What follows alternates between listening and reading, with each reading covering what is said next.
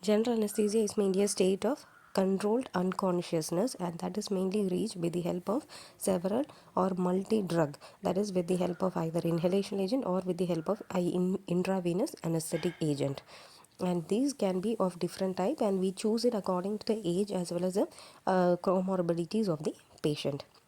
Now, before giving general anesthesia, we have to really make sure whether the patient is really fit to undergo the general anesthesia, because general anesthetics are mainly more prone for causing myocardial infarction as well as worsening of the comorbidities. And nowadays we are mainly practicing balanced general anesthesia, which mainly comprise of a triad of analgesia, amnesia and muscle relaxation. Okay, and for all these drugs there are various type of drugs, and we choose for each thing. To induce analgesia we have different type of drug, for amnesia we have and for muscle relaxation also we have different type of drug, and we choose the drug according to the age as well as the comorbidity, and that is most suited for the patient only we will be choosing. And during general anesthesia procedure, we will be monitoring the muscle relaxation with the help of trainer 4 count to go on for addition of muscle relaxant doses.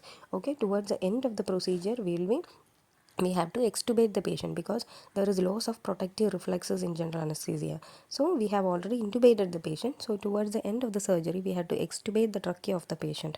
For that we'll use a trainer 4 count. Once a trainer 4 count is mainly more than 0.9, we'll give neostigmin. Neostigmin is another, that is actually like a reversal agent to the muscle relaxation, and then we extubate the trachea.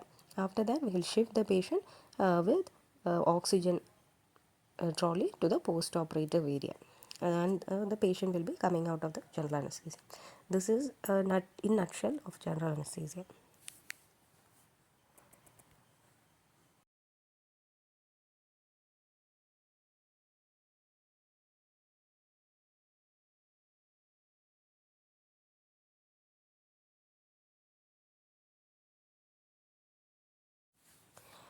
Okay, coming to intubation. Intubation is a part of general anesthesia where we have to secure the airway.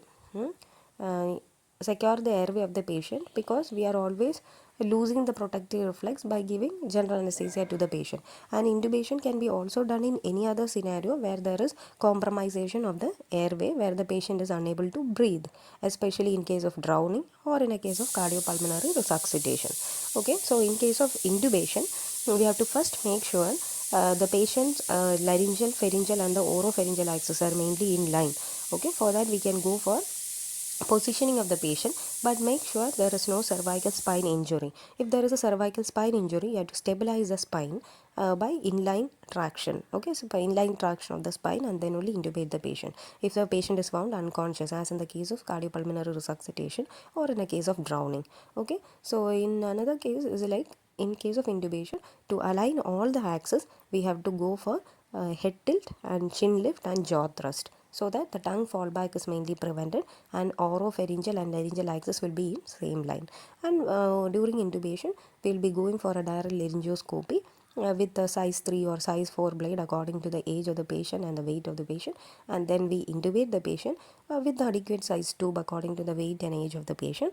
And we, after intubation, once the black mark passes the vocal cord, you will be inflating the cuff and will be connecting to the ambo or to the vein circuit or to the ventilator that is available according to the scenario, and then we'll be checking for the air entry. Once that dual side air entry is equal and confirmed, we'll be fixing the endotracheal tube, and that is the case of intubation. And there are different types of intubation techniques available.